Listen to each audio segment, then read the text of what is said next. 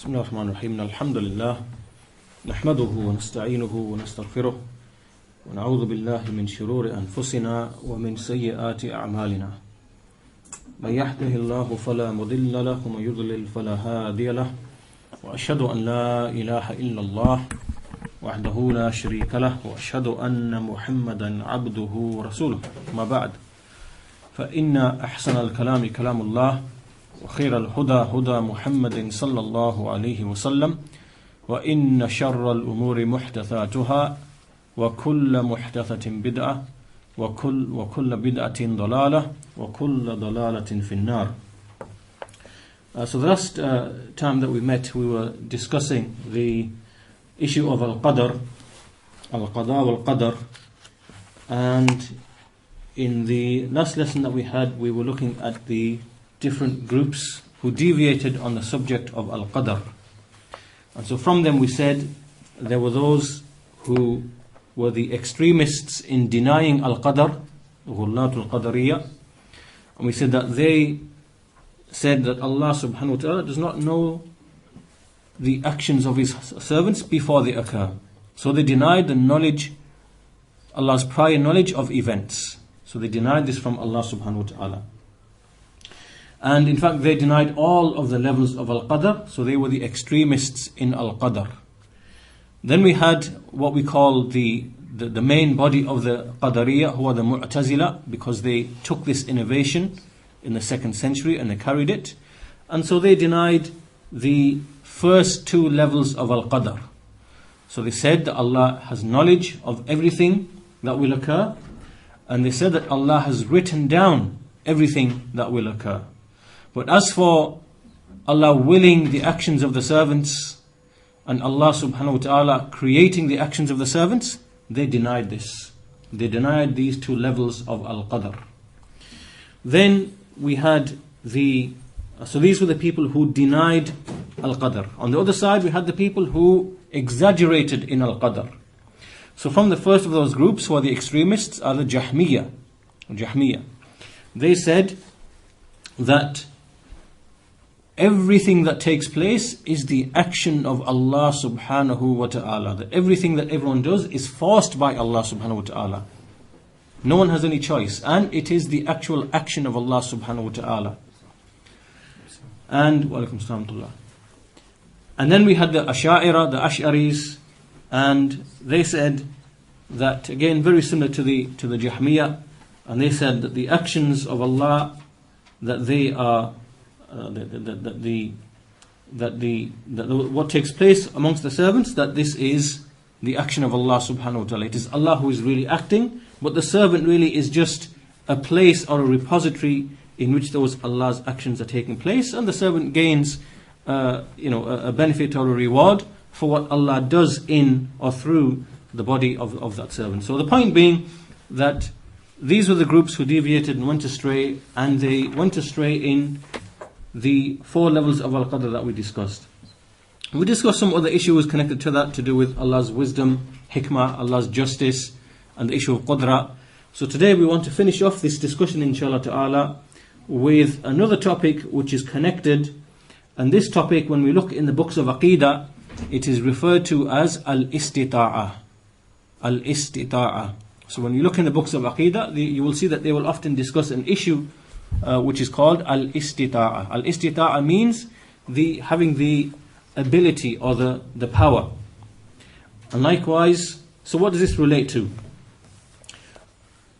What this relates to is the whole issue of Allah subhanahu wa ta'ala aiding a servant, helping His servant in his deeds, in his actions. And so the question arises that when we speak of Allah helping a servant to do deeds, to do righteous deeds, this help from Allah subhanahu wa ta'ala, when does it take place? And where does it take place? Does it take place before a servant has done the action? Or does it take place whilst the servant is doing the action? Now this is a question. This is the question now. And so we have to really, to help us answer this question, we have to understand 2 of Allah's attributes. There are two attributes of Allah subhanahu wa ta'ala which are connected to this issue. What are those two attributes? Those two attributes are Al-Adl, which is justice, and Al-Hikmah, which is Al-Wisdom, Allah's wisdom. These are two attributes of Allah subhanahu wa ta'ala, Al-Adl wal-Hikmah, and these are connected to this whole issue of Allah aiding the servant and supporting the servant in doing what he is supposed to do. So this will help us to answer the question, at what point and where is Allah's aid in effect? Is it before the servant has done anything? Is it whilst the servant is doing the actual action? Or is it in both situations? So as we said, let's look at these two attributes, Allah's adl, Allah's justice. So as what we say, that from Allah's attribute of justice, al-adl, is that Allah subhanahu wa ta'ala, He has aided and supported every single servant to perform the obligations which Allah has put upon him before the actual action.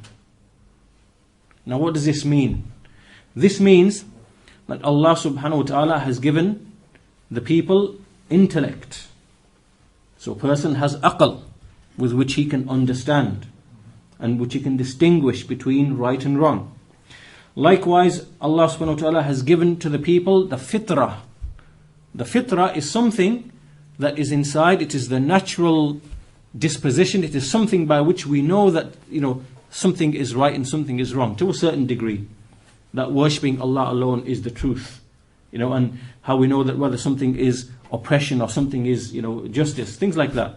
So the fitrah is something that Allah has put in every single individual. So we have the fitrah, that which a child is born upon. And we have the aql. Allah gives aql to the people. Likewise, He also sent messengers to them. This is a third type of support and aid. He sent messengers to the people. And likewise, and also revealed books, that would come into the same thing, that He also sent books to them. This is another type of support and aid that Allah gave to His servants in order to help them fulfill the obligations. That's the fourth one. He sent books. And the fifth one, He gave them qudra.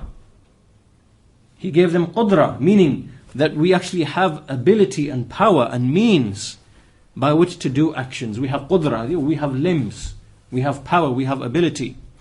So look at how all of these five things, this is from the adl, the justice of Allah subhanahu wa ta'ala, that He gave i'ana. He gave aid and support to His servants before they do any actions. What are those five again? Let's mention them again. So we said that He gave them aql, intellect, by which they can distinguish right and wrong and understand. He gave them fitrah. Fitrah is the natural inclination that every child is born upon, by which he knows certain things instinctively. He doesn't need to be told them, he knows them instinctively. The fitrah. Thirdly, He sent the messengers. Fourthly, He sent the books. Fifthly, He gave them qudra. He gave them physical ability and capacity. So we see that if any person is prevented from any of these things, then Allah subhanahu wa ta'ala removes the burden of obligation from him. For example, if a person doesn't have aql, if a person, let's say, is insane, he has no aql, is he now going to be held responsible by Allah subhanahu wa ta'ala? And the answer is no, because when a person loses his aql, then the taklif, meaning the burden of obligation, is removed from him. Okay? Likewise, a person to whom the message of the messengers never reached, again, this person is excused. He will be excused and he will be tested on Yawm al-Qiyamah, but he's excused. And likewise, people who lose the hearing and the sight and all of these things, who they lose their faculties, we see that here these people will be excused, and Allah has not obligated upon them certain things in the Sharia. Because why? They have not received the i'ana, the aid of Allah subhanahu wa ta'ala, because this is from Allah's qadr, and so therefore they will be dealt with in a certain way. So this is what we mean that this is from the adl of Allah, that He has aided His servants to help them fulfill what they are supposed to do. Okay, that's the first attribute. The second attribute that we need to understand is the hikmah of Allah subhanahu wa ta'ala. Allah is al-Hakim, He is wise, and He has wisdom. And so from His wisdom is that when He sees a servant of His who wishes for guidance, he wants to be guided, he wants to be upon the correct path, he wants the correct way, then Allah subhanahu wa ta'ala will open up His chest. He will open up His chest and He will make easy for him the path to guidance. This is from Allah's hikmah. And likewise, when a person who refuses guidance, despite the fact that Allah has already aided him, so remember, we've already said that Allah has given i'ana, He's already aided from His adl to every single servant. He has given aql, fitra, messengers, books, qudra. So now if someone comes along and he refuses the guidance, even after Allah has given him aid for that, then Allah subhanahu wa ta'ala will abandon him and leave him and cause his heart to deviate, and will seal his hearing and will seal his seeing. Although he hears and sees, he can't really hear and see. Okay? And so we see that this second issue of Allah's hikmah is the aid of Allah at the time of the action. Do you understand? So we said that with Allah's adl, Allah gave support and aid prior to the servant doing the action. So all these things, Allah gave aql, Allah put the fitrah in the people, sent messengers, books, gave qudra. All of these are things that Allah gave as aid and support before the person actually does any action.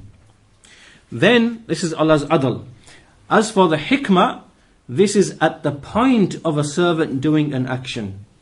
So whomever Allah sees, his heart wants guidance, he seeks guidance, he pursues guidance, Allah will at that point aid him and support him and give him i'an. He will give him a support and aid in doing that which is correct and in guiding his actions. And he will guide him aright.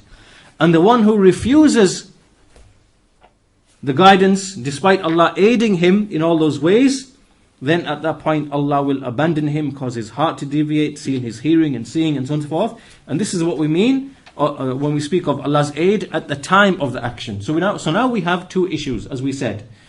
Allah, this is related to the issue of al-istita'a, as we said, and al-i'ana.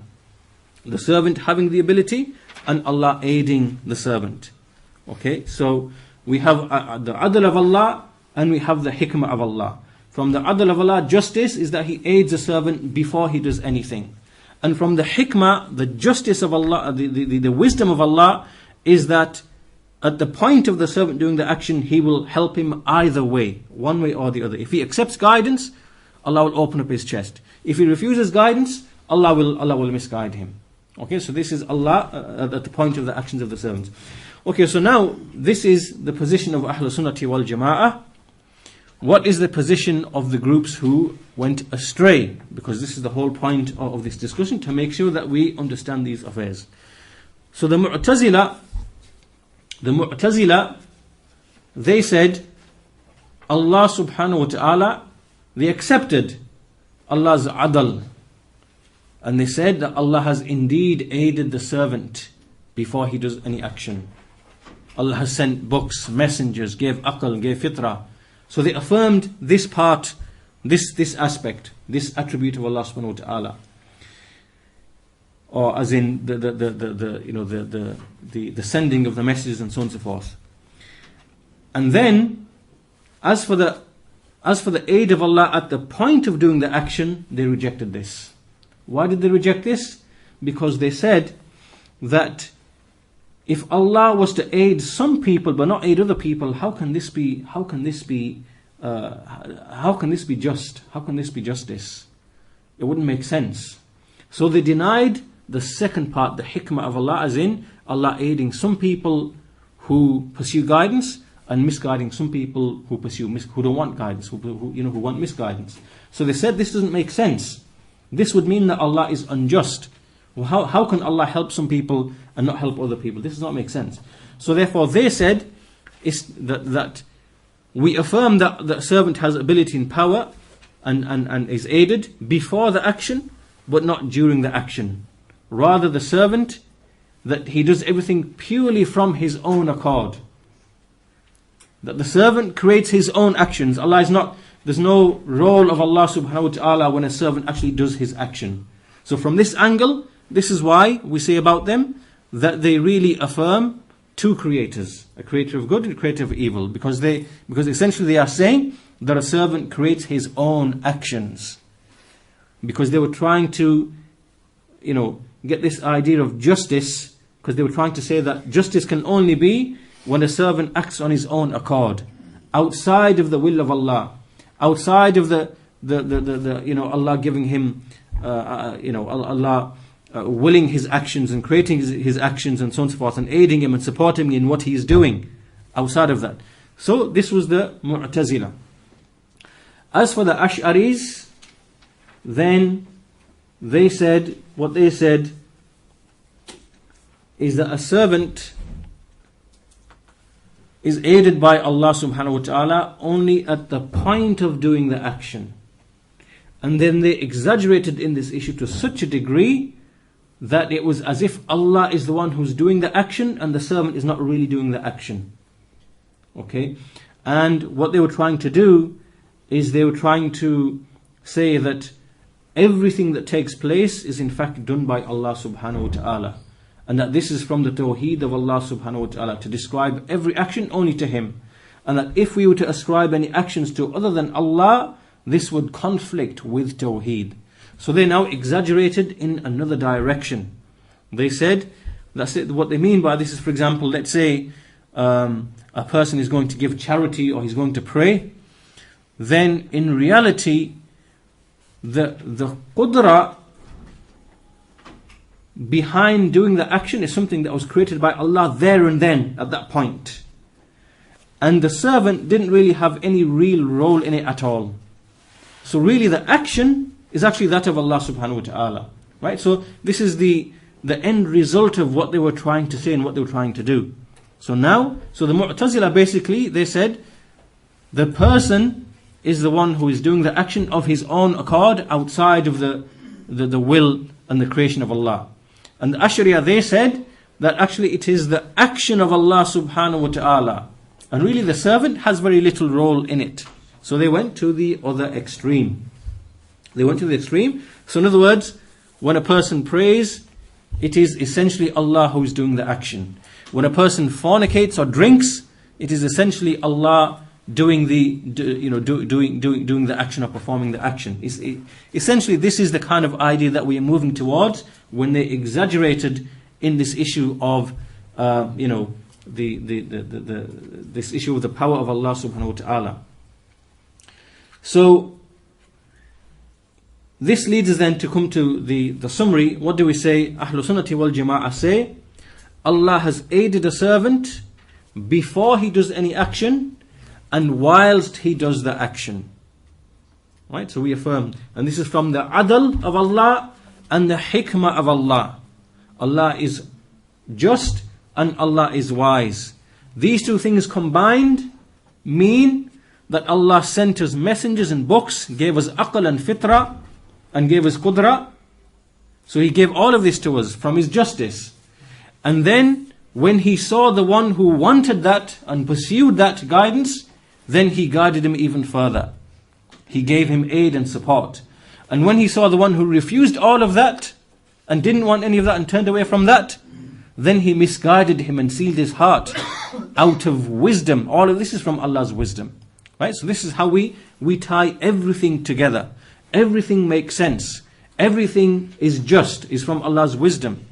But as for the groups of innovation, then from them were those who said, yes, we accept Allah sent and aided the people by sending messengers before they did any actions. But as for when they did actions, then Allah has no role in that at all. Allah. And then the Ash'aris, the other way around, they say Allah did not help anyone prior to doing the action. Rather, He only aided them when they did the actual action. And even then, it is Allah really who is doing the action. Right? So they turn things the other way around. So here, obviously, we see now that there are some problems that they face. So to summarize, what do we say?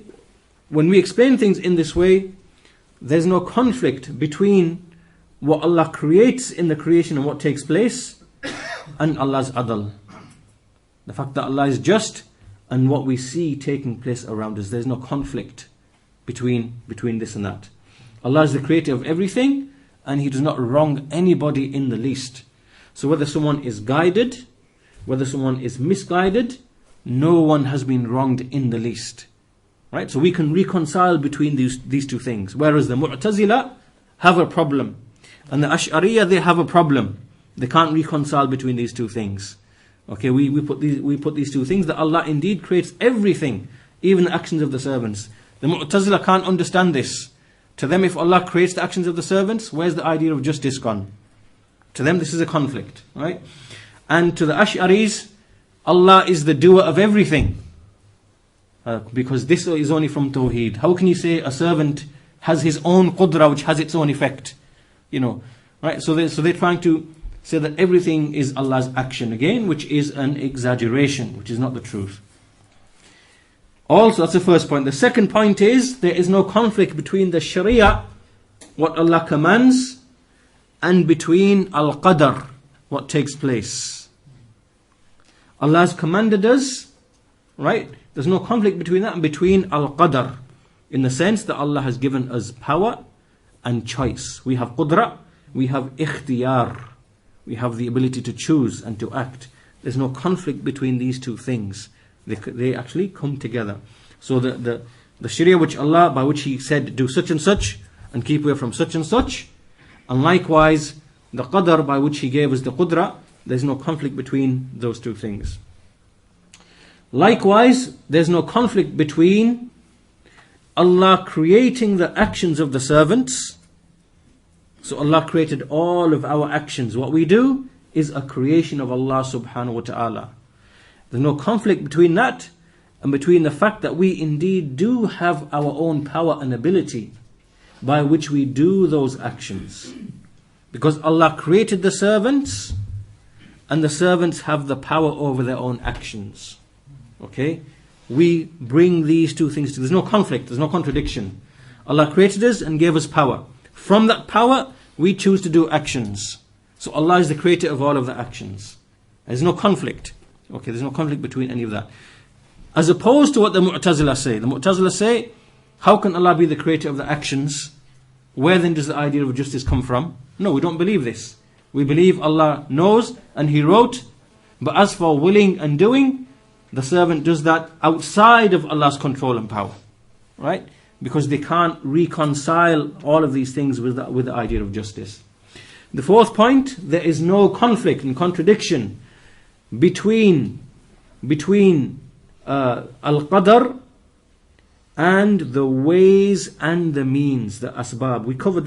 We discussed this in one of the previous lessons, that we have Al-Qadr and we have what we call the ways and the means, the asbab.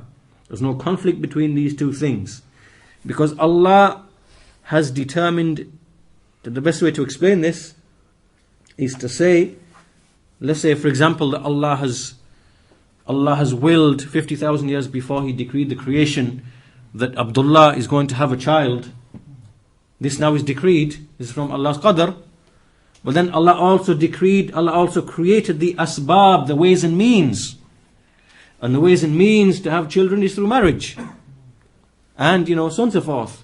So there is qadr and there is the asbab, the ways and means, and they go hand in hand. We put these two together. So Allah decrees, yes, and the asbab have an effect. They actually have a true and real effect. And again, we explained this previously. We said that, for example, to understand this point more fully, we say, for example, that Allah has decreed 50,000 years before He created the creation, that at a certain point in time, a person who is thirsty, he will drink water, and his thirst will be removed. His thirst will be removed. Okay, so this is from Allah's qadr. That a person will be thirsty, his thirst will be removed. But what is the ways and the means through which Allah has created ways and means? So Allah created water. Allah gave that water a certain inherent quality. When a person drinks that water, his thirst has been removed. Okay, so we see no conflict between affirming Allah's qadr and the asbab, the ways and means through which the things which Allah has already decreed will take place. Okay, so we see no conflict between these two things, and everything is from the qadr of Allah, the qadr itself, and likewise the asbab, the ways and means. All of this is from the qadr of Allah subhanahu wa ta'ala.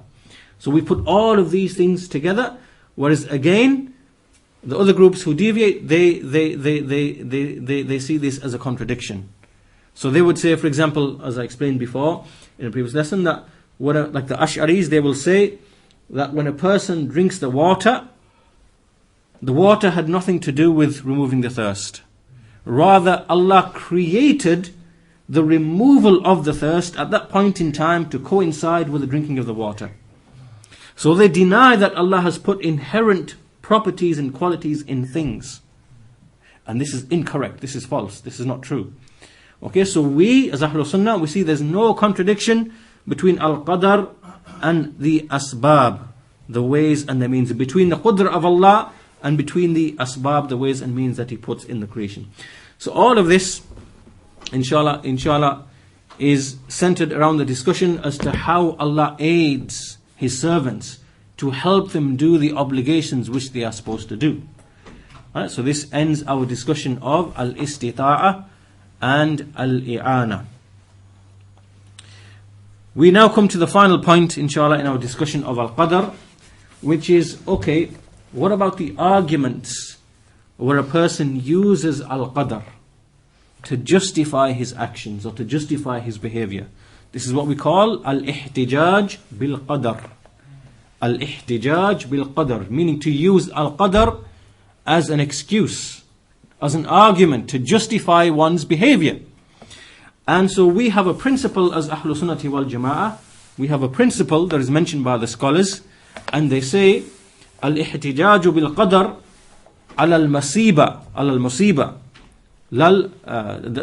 The arguing by way of al-qadr is only for that which is a calamity. Now when a calamity comes to you, then you can use qadr as an argument to say, yes, this happened by way of al-qadr. But as for anything blameworthy, when you are at fault, when there's something blameworthy, then the argument of al-qadr cannot be used. So we have al-masa'ib, that which we call al-masa'ib, which are calamities which come to a person, like maybe an accident or death or an illness or something like this. And there are ma'aib. Ma'aib are the faults that we have, our own faults, our mistakes, errors that we fall into in our actions. So al-qadr can be used for the first category, but it cannot be used for the second category. Okay, now we will explain this further, inshallah ta'ala. So Ahlul Sunnati wal Jama'ah, they believe that when a servant does a sin, when a person falls into a sin, he does something which is haram, he does something which is unlawful, or he fails to do something which is wajib. Maybe, he misses a prayer, for example. Maybe he does something which is haram. Right? So when a person commits a sin, then we call this is from the ma'ayib, meaning those things for which a person can be faulted, that we blame him and criticize him for falling into these things. So in this situation, it is wajib for him to make istighfar, to seek forgiveness from Allah subhanahu wa ta'ala, to make tawbah to Allah subhanahu wa ta'ala. And these are things that we see occurred from the prophets, by way of example, from Adam alayhi salam, and from Nuh alayhi salam, and Musa alayhi salam. So they fell into certain things, and so they made tawbah and they made istighfar to Allah subhanahu wa ta'ala from the error that they fell into. And so Allah accepted this from them. Right? So this is what we call the ma'ayib, meaning those things that a person falls into from which he can be blamed, and for which he has to make tawbah to Allah and make istighfar. So with respect to these issues, we cannot use al-qadr as an argument. So for example, if a person says that yes, Allah decreed that I was going to drink, or that I was going to gamble, so I have an excuse because Allah decreed. This argument here is false. This is wrong. Because we can use the same argument to this person, we can go to him, and we can maybe, break his leg, or slap him on the face and say, Allah decreed that this was supposed to happen. So you can't blame me either for this. So this shows that his argument is false.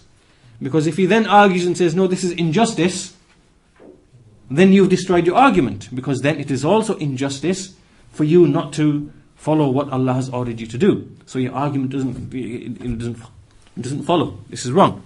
So therefore, there is no argument for falling into sin. Rather, you have to make tawbah to Allah subhanahu wa ta'ala. You have to make istighfar to Allah subhanahu wa ta'ala. And in this, there is no argument from al-qadr. Because Allah, from His adl, He gave you aid. He sent messengers, books, gave you aql, fitra and qudra. He guided you in all those respects. He aided you. Okay, so there's no argument.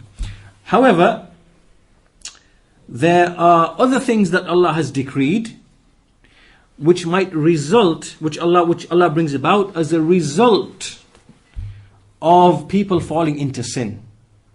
So we know in the Quran that Allah subhanahu wa ta'ala has mentioned that whatever calamity befalls you, or whatever thing comes to you, it is from your own hands.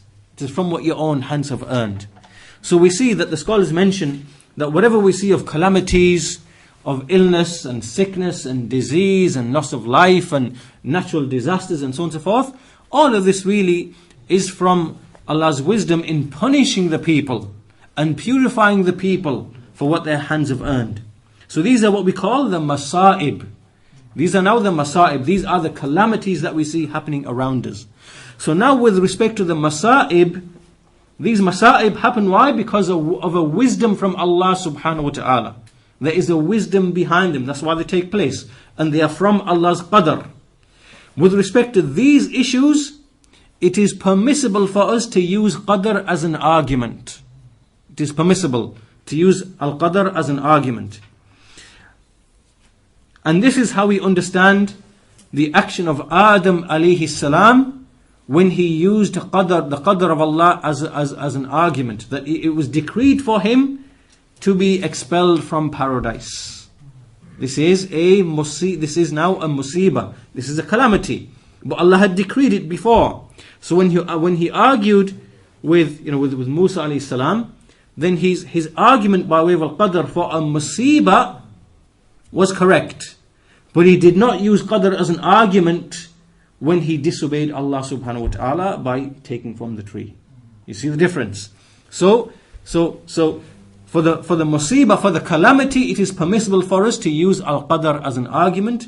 And so we see, for example, to give some examples, let's say a person was driving his car and he was hit by another car. So it was an accident, for example, and so he's harmed. And so the person who he shouldn't have been driving fast in the first place. He feels remorseful and he says, I was wrong to do this. Here it is permissible for him to say that this was from Allah's decree. Allah decreed that I was going to be travelling fast. I couldn't escape from this and it happened. So although I'm remorseful, I have an excuse that it was from Allah's qadr. In this situation, we can use qadr as an argument. We can use qadr as an argument. And likewise, if a person, he reached the age of 40 years of age, he never prayed before this. He never prayed, he never fasted. Then he reaches the age of 40. And then Allah subhanahu wa ta'ala, He guides him to the prayer. He guides him to the truth. Then he starts praying and he starts fasting and so on and so forth. Now if someone comes along and says to him, oh so-and-so, why did you abandon prayer for 30, 40 years of your life?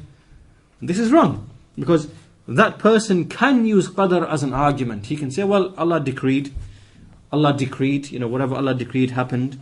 And here in that case it is permissible because he has made tawbah from the fault and his wrong action, his wrong behavior. Okay, because he made tawbah from that. And what happened before was from what Allah decreed upon him. But as for the person who doesn't pray, doesn't fast, and then you command him and says, then you command him and you say, you should pray, you should fast, and then he says, it is from the decree of Allah subhanahu wa ta'ala that I don't pray and don't fast. Right, now this is false argument. This is incorrect.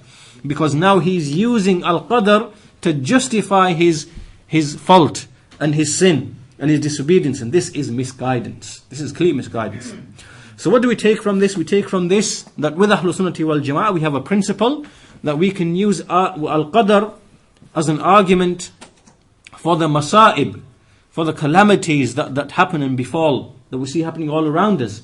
But we cannot use al-qadr as an argument for the ma'aib, meaning those faults that people fall into, which is sin and disobedience, and not acting upon what Allah has ordered, not keeping away from what Allah has prohibited. Then it cannot be used in that at all. This brings us to the end of the issue of al-qadr, or some of the other masail or the issues connected to al-qadr. If there are any questions on this before we continue, because we now move on to a new topic inshallah ta'ala in this book that we're going through. So before I move on to introduce the next topic very briefly, is there any questions? I know sometimes this can be a complicated topic. Is there any questions on this subject?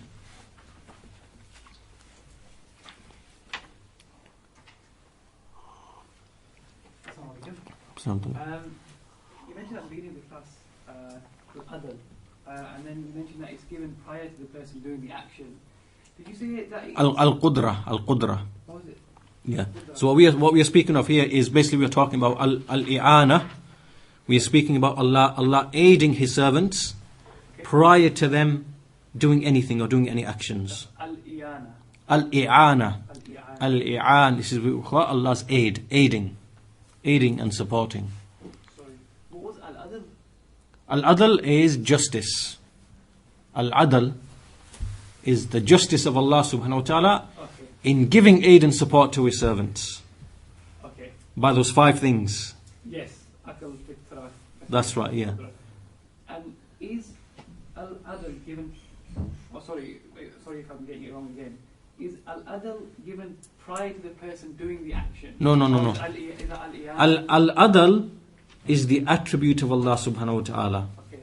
Allah is just. Okay. From Allah's justice is that He gives aid. So it's the i'ana that we're talking about. Yeah.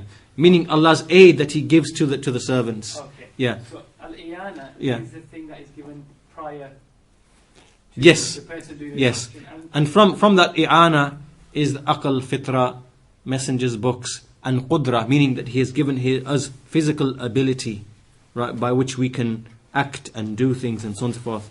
All right, upon the actions. So Allah has given us limbs and a mouth and a tongue and faculties by which we can pray, we can fast, we can do good, we can give charity, we can be good to the parents, we can do this.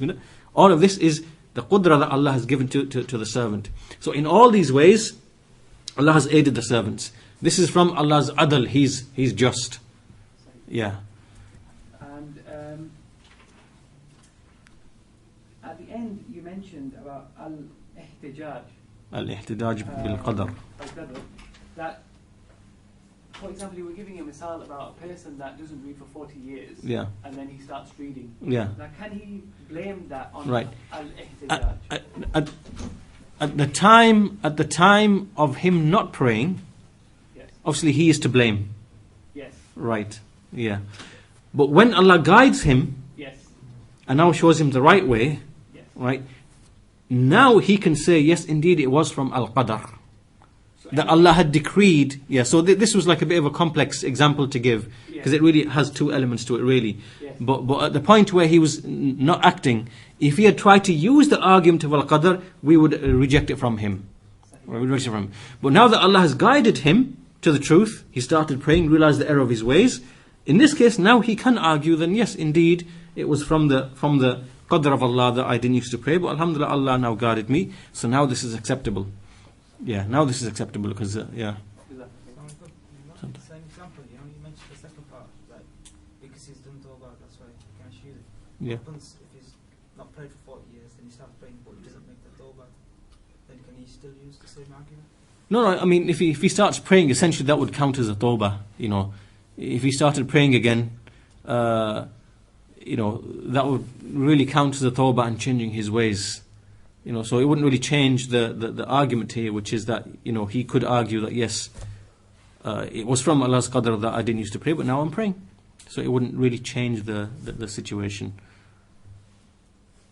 Come to you, yeah, inshallah. Yeah, yeah.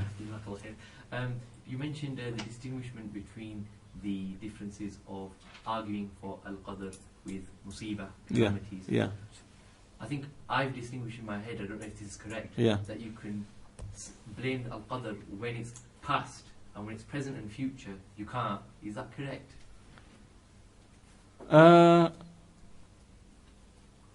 That's kind of correct, but it doesn't address what the issue comes down to is what thing are you applying it to, and not necessarily the time, right? So as for that which is past, then if you committed sins, yes, they were from the qadr of Allah subhanahu wa ta'ala. If you hadn't repented from them, then you can't use qadr as an excuse. If you have repented from them, now qadr can be an excuse, like the example of the man who, as we said, didn't used to pray. So I think the classification really is in terms of what type of act is it applying to, the musibah or the faults and the errors and the sins and so on and so forth. But as for present and future, that wouldn't come into it because the thing hasn't happened yet, and you couldn't, I suppose if you said, right, tomorrow I'm going to not pray because it's from Allah's qadr, a person wouldn't really think like that. This is false thinking. Like someone could say, well, tomorrow I'm going to kill you because it's from Allah's qadr, right? So where do you it's wrong. It's wrong. So you can't. So in terms of things what's happening in the future, then obviously that's a separate matter altogether. Yeah. Sorry, I missed the point, Iyaad, which is that on al-iyana, was it given prior and during? Yeah, because the whole issue of i'ana and istita'a is to do with prior to and at the time that a servant does the action. Yeah. So what that means is, the reason why this is important is because, let's say for example, the time for Isha is going to come, and the person now is going to pray, right? Has Allah subhanahu wa ta'ala given aid to that person by, for example, giving him the means of conveyance to come to the masjid, right? Making him fit and healthy at that point in time to be able to do wudu, right? Physically able to, come to the prayer. All these things are from the i'ana of Allah subhanahu wa ta'ala at the point of doing the action. So the question now is that is this from Allah? And is Allah helping the servant at the time of the action, not just before the action? Like sending messengers, sending books, the commands, prohibitions, giving aql, giving the body, qudra, whatever. Right? And we believe, yes, it happens in both situations. Right? This allows us to be different from the two groups that we mentioned. Because the Mu'tazila are saying that, oh, no, you can't say that Allah is helping the servant to do the prayer, for example. No. Because that would mean, how come Allah is helping some servants to do righteousness, but not helping other servants who are falling into sin? Where's the idea of adl? And there's no justice here, because they couldn't fathom this idea in their mind. So they said, right, no, Allah is not helping anybody. Right? Yes, He's helped them beforehand. He sent messengers, books, gave them qudrat, and so on and so forth. But the point of doing the action, it is purely the servant himself, of his own accord, of his own qudra, that is doing everything, outside of Allah's control. Right? Because they try to come with a twisted idea of justice. And as a result of which they said, there are the actions of the creation, they create their own actions, and there is Allah that does His actions. So they ended up with having two creators essentially. And as for the Ash'aris, they went to the other extreme and said, yes, that when a servant is doing something, is actually Allah who's the qudra is from Allah. The servant has no effect in his actions whatsoever. They went to the other extreme and exaggerated and made it look as if Allah is doing the actual action. So all of this comes, as I said, all of this is tied together to the idea of Allah's justice, Allah's wisdom. And so as you've seen, that we are able to reconcile all these things together into a unified, we have a unified whole. There's no conflict anywhere with Ahlul Sunnah. The conflict is with Ahlul Bidah. So all those things come together. Allah's creation, Allah's adl, the Sharia and Qadar, the Qadar and the Asbab, the ways and means, as we said, Allah creating the servants, giving them Qudra, and the servants using that Qudra to do actions. All this we can reconcile it, together. We have no problem at all with any of that. Yeah. Some matters, like for example rain, right?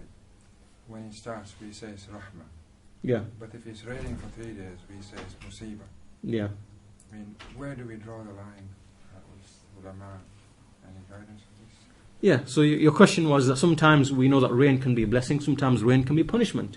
When we have, for example, excessive downpour of rain and a flood and so on and so forth. So we say that, the rain, the same thing in and of itself can be both things. It can be a rahmah from Allah, it can also be a punishment from Allah subhanahu wa ta'ala. Just like even, for example, things which are favors and blessings to us can actually be a punishment at the same time. Like for example, a person is given many good things of wealth and food, and which appear to be blessings, but really it's actually a punishment of Allah, in the sense that Allah is opening him up to the doors of goodness and using that, he becomes ungrateful. So he sees it as a blessing, but really it's actually a punishment. So if I misjudge that, will I be sinful then? If you misjudge what, sorry? If I say this is a musibah rather than saying it's a rahmah. No, if it's a musibah and we see that there's harm that has come to people, maybe a person's wealth has been destroyed, his house has been destroyed, maybe there's been loss of life by way of a flood or excessive rain or something, or maybe there's great inconvenience to people because the homes have been flooded or whatever, we can say, yes, this is a musibah. This is a musibah. And this musibah is from the hikmah of Allah, as we said, because from the hikmah of Allah is that because people wrong themselves and commit sins, then there are calamities which arise. Right? So any harm that comes to the people, we say this is a musibah, we can say there's no problem with that. But we tie it to the hikmah of Allah subhanahu wa ta'ala, from Allah's wisdom. And what Allah intends by that is to punish those who deserve punishment, or to remove sin from those people, who have sinned with them, so that they become purified. So we can have many different reasons behind what we see taking place of the calamities. So if you said it was a calamity, there wouldn't be any harm, because it is a calamity. Even like as the Messenger said, that even the prick that a believer has from a thorn is something that expiates from him the sins.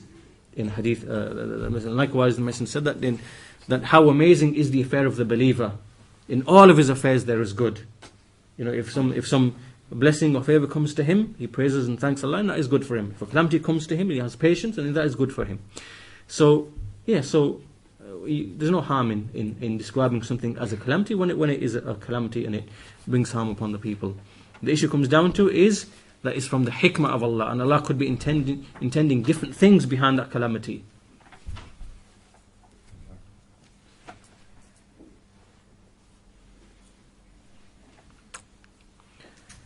Okay, I think we reached the time for Isha. So what we'll do, inshallah ta'ala, we will conclude our discussion here on Al-Qadr. And so this brings us now to the next chapter in the topic, which is to do with the levels of the religion of Islam. In Islam, there are 3 levels. There is Islam, and then there is Iman, and there is Ihsan. And these are the 3 levels of the religion, and there is a connection between them all. And so this relates to the whole discussion of Iman. What is Iman? What is the reality of Iman? And so inshallah this will be our next subject that we will start in the next lesson, inshallah ta'ala. So we conclude the lesson on Al-Qadr. Just a quick announcement, I believe there's a lecture tomorrow, inshallah ta'ala, at 7:30. There'll be a lecture on the book which is written by Sheikh Abdurrahman bin Nasr al-Sa'di rahimahullah, one of the great scholars of the last century. He wrote a book, How to Attain Happiness in Life. This will be the second part of the lecture, and by our brother Abu Hakim Bilal Davis, Jazawullah Khair. And this will be tomorrow at 7:30. Everyone is welcome. Try to bring your friends, family, inshallah, to benefit. It is a great little booklet by the Sheikh, and inshallah you will benefit a great deal from it. So that's tomorrow. And so with that we conclude today's lesson. Subhanakallahumma wa bihamdika wa ashhadu an la ilaha illa anta wa astaghfiruka wa atubu ilayk. Time for Isha, inshallah.